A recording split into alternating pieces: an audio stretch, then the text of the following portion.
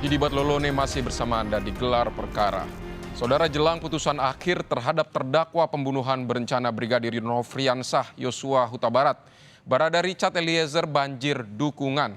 Tak hanya dukungan di luar persidangan, namun juga lembaga advokasi yang berfokus kepada perlindungan justice kolaborator. Berikut ulasan jurnalis Kompas TV Fedriska Ananda.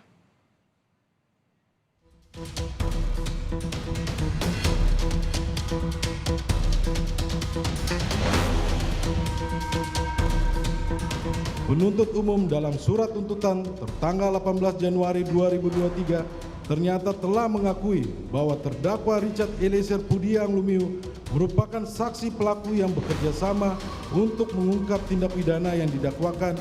Bahkan penuntut umum begitu memuji kejujuran dan konsistensi terdakwa sebagai saksi pelaku yang bekerja sama dengan penegak hukum.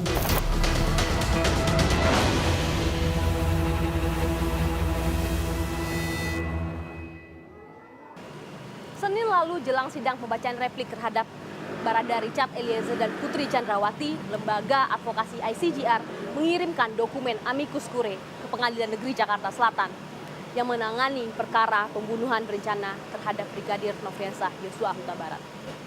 Amicus curiae atau sahabat pengadilan mengirimkan rekomendasi agar majelis hakim mendengarkan aspirasi masyarakat yang menaruh perhatian atas tewasnya Brigadir Nofriansah Yosua Huta Barat.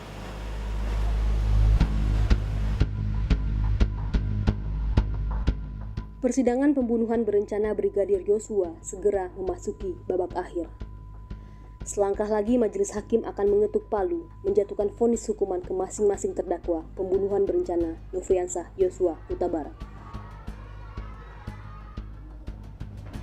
Berbeda dengan terdakwa lainnya, Richard Eliezer Pudiang Lumiu yang merupakan justice kolaborator penguak fakta terbunuhnya Yosua berhasil mencuri simpati publik dengan kejujurannya. Konsisten membuat terang perkara yang selama ini buntu dalam skenario tembak-menembak. Meski begitu, jaksa penuntut umum tetap menolak nota pembelaan Richard Eliezer dan meminta majelis hakim untuk menjatuhkan hukuman sesuai dengan tuntutan jaksa penuntut umum, yaitu 12 tahun penjara. Apakah terdakwa Richard Eliezer Pudiang Lumiu dapat dilepaskan dari pertanggungjawaban karena aspek psikologis? Jawabannya tentu tidak.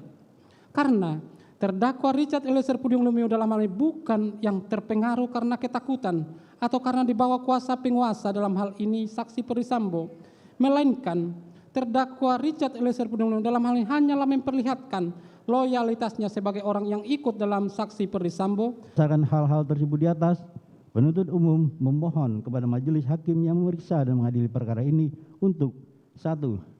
Menolak seluruh pledoi dan dari tim penasihat hukum terdakwa Richard Eliezer Pudiang Lumiu. 2. Menjatuhkan putusan sebagaimana diktum tuntutan penuntut umum yang telah dibacakan pada hari Rabu tanggal 18 Januari 2023. Penasihat hukum Richard Eliezer pun menanggapi replik yang dibacakan oleh jaksa penuntut umum. Duplik yang dibacakan oleh tim penasihat hukum Eliezer tersebut merupakan upaya terakhir sebelum Richard Eliezer menghadapi vonis hakim pada 15 Februari mendatang. Yang pada intinya, LPSK merekomendasikan agar terdakwa atas perannya sebagai saksi pelaku yang bekerja sama atau justice collaborator diberikan tuntutan hukuman yang paling ringan di antara pelaku para terdakwa lainnya. Bahwa penuntut umum dalam surat tuntutan tertanggal 18 Januari 2023 ternyata telah mengakui bahwa terdakwa Richard Eliezer Pudiang Lumiu merupakan saksi pelaku yang bekerja sama untuk mengungkap tindak pidana yang didakwakan. Bahkan penuntut umum begitu memuji kejujuran dan konsistensi terdakwa sebagai saksi pelaku yang bekerja sama dengan penegak hukum, di mana kejujuran dan konsistensi itu juga telah diuji dan dijustifikasi oleh LPSK sebagai lembaga negara yang resmi berdasarkan undang-undang dengan ditetapkannya terdakwa sebagai justice collaborator. Namun ternyata sikap penuntut umum itu senyatanya tidak mencerminkan hal-hal tersebut, bahkan menuntut terdakwa Richard Eliezer Pudiang Lumiu dengan pidana 12 tahun penjara. Sedangkan pelaku atau terdakwa lainnya yaitu Ricky Rizal Wibowo, Kuat Maruf, dan Putri Chandrawati malah dituntut jauh lebih rendah, yakni 8 tahun pidana penjara, sehingga menimbulkan presiden yang buruk bagi saksi pelaku yang bekerja sama atau justice collaborator di waktu yang akan datang dan siapapun yang bersedia berkata jujur untuk mengungkapkan suatu peristiwa pidana. Richard Eliezer yang mendapat banyak dukungan dari masyarakat, mulai dari mereka yang rela datang langsung ke persidangan, hingga lembaga advokasi yang mengirimkan dokumen amicus curiae ke Majelis Hakim Pengadilan Negeri Jakarta Selatan. Lembaga Advokasi Institute for Criminal Justice Reform atau ICJR bersama dengan lembaga advokasi lainnya mengirimkan dokumen amicus curiae dengan harapan Majelis Hakim dapat mempertimbangkan dukungan publik terhadap Richard Eliezer dan menjatuhkan vonis yang lebih ringan dibandingkan dengan terdakwa lainnya. Jadi kepentingan kami ini bukan hanya soal Baradae, bukan hanya soal kasus ini, meskipun kasus ini juga penting, tapi ini pesan penting. Begitu ya, ini jadi pesan penting untuk masyarakat luas, jangan takut untuk memberikan keterangan, untuk membongkar suatu kasus kejahatan. Nah ini juga penting untuk hakim dan jaksa, karena apa?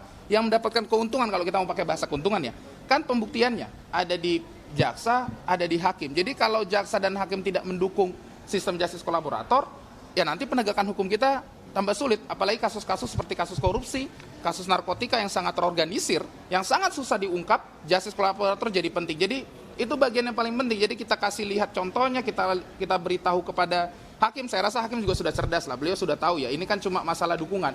Jadi supaya hakim tahu bahwa hakim tidak berjalan sendiri, bahwa ada sistem besar yang harus kita selamatkan. Apa itu sistem justice kolaborator? Jangan sampai nanti orang bilang, apa pentingnya jadi justice kolaborator? Sudah capek-capek di ruang sidang mengungkapkan kebenaran, tuntutan atau putusannya juga masih berat. Begitu ya. Bukan bentuk intervensi, melainkan memberikan sumbangan pemikiran kepada majelis hakim dalam memimpin sidang.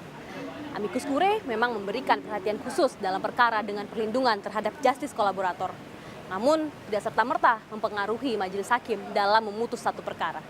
Majelis hakim tetap mempertimbangkan fakta dalam persidangan.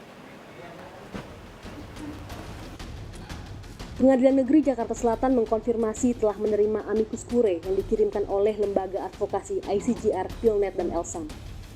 Dokumen tersebut berisi opini dan pendapat hukum terkait keadilan hukum bagi Richard Eliezer yang mengharapkan keringanan hukuman atas Eliezer. Meski begitu, Pengadilan Negeri Jakarta Selatan menyebut amicus curiae tidak bersifat mengikat, melainkan hanya pendapat pihak luar, sebagaimana bahan pertimbangan bagi majelis hakim dalam menjatuhkan vonis kepada terdakwa. Jadi memang benar, sudah saya cek ke bagian umum PTSP, kemarin hari Senin tanggal 30 Januari ada masuk surat permohonan amicus curiae dari rekan-rekan dari ICJR ya. Sebenarnya saya informasikan dulu ya, untuk amicus curiae ini sebenarnya dalam praktek sudah lama itu. Banyak sekali dalam praktek perkara yang sudah ada di Indonesia, walaupun di KUHAP atau di aturan ketentuan hukum acara belum diatur. Tujuannya amicus curiae itu sebagai, katakanlah, menempatkan diri sebagai sahabat pengadilan untuk memberikan informasi, memberikan pandangan-pandangan dalam konteks opini hukum. Karena sifatnya adalah berupa opini atau pandangan, tentu itu tidak bersifat mengikat ya, apalagi yang mengajukan amicus curiae itu bukan pihak.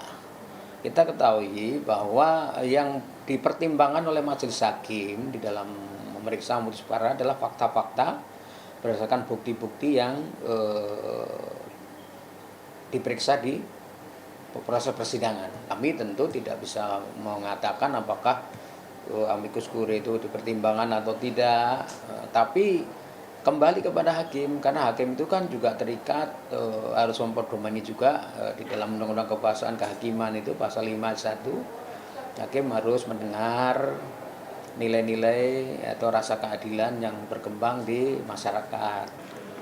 Meski amicus curiae hanya berupa opini, namun dalam undang-undang tentang kekuasaan kehakiman, hakim wajib menggali, mengikuti, dan memahami nilai-nilai hukum dan rasa keadilan yang hidup di masyarakat. Rizka Ananda, Dika Hadiat, Kompas TV, Jakarta.